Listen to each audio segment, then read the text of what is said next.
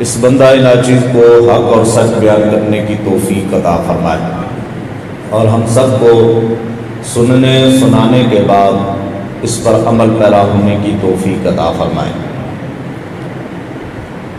ماہ ذو الحجہ کی جو عظمتیں ہیں ان میں سے سب سے بڑی عظمت جو اس میں ایک فریضہ ادا کیا جاتا ہے، فریضہ حج۔ دوسری عظمت اس مہینے کو جو حاصل ہے، اس ماہ مبارک کے اندر حضرت ابراہیم خلیل اللہ علیہ السلام کی سنت کو ادا کیا جاتا ہے، یعنی قربانی کی جاتی ہے۔ اور تیسری فضیلت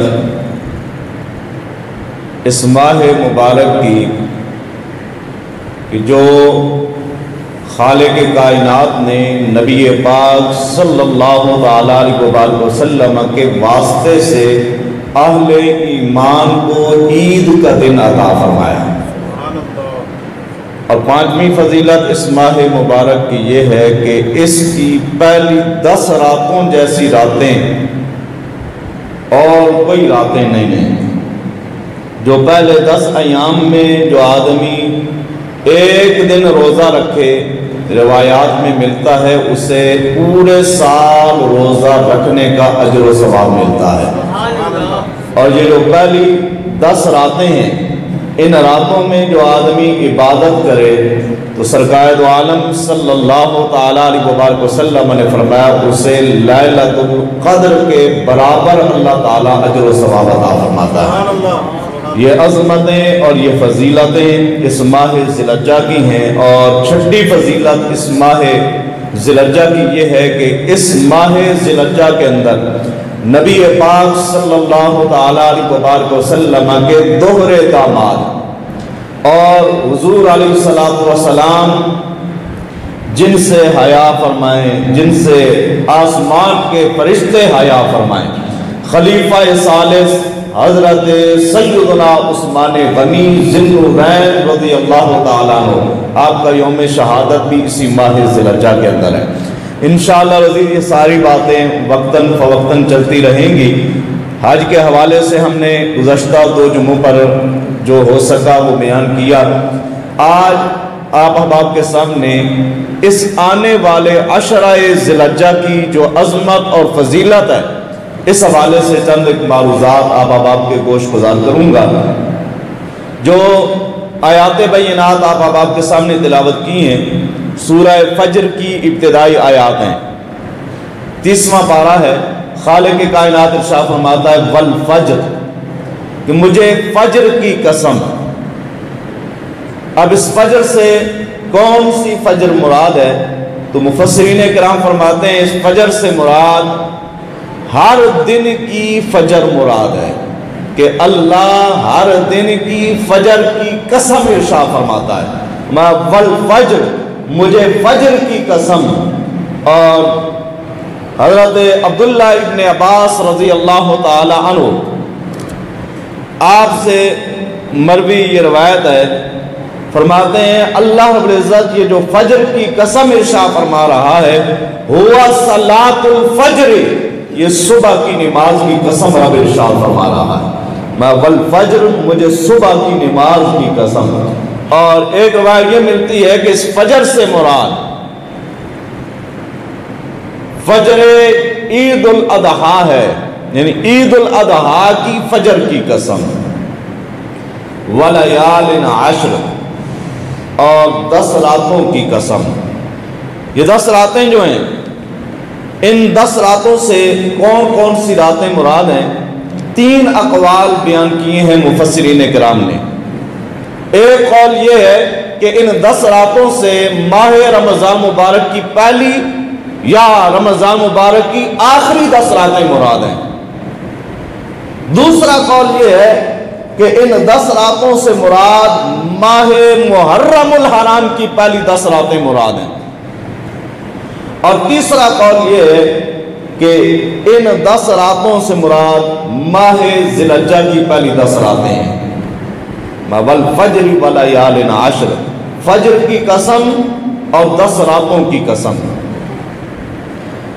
تیسرا جو قول میں نے آپ کے سامنے کوٹ کیا، اس حوالے سے جو احادیث مبارکہ ملتی ہیں، سب سے پہلے سید المفسرین حضرت عبداللہ ابن عباس رضی اللہ تعالی عنہما، آپ سے یہ حدیث مبارکہ مروی ہے۔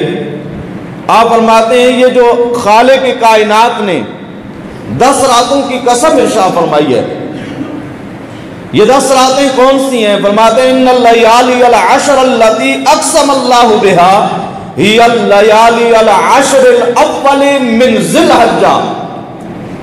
حضرت عبداللہ ابن عباس رضی اللہ تعالیٰ عنہما آپ فرماتے ہیں جو خالق کائنات نے 10 راتوں کی قسم ارشاد فرمائی ہے، یہ ذی الحجہ کی پہلی 10 راتیں ہیں۔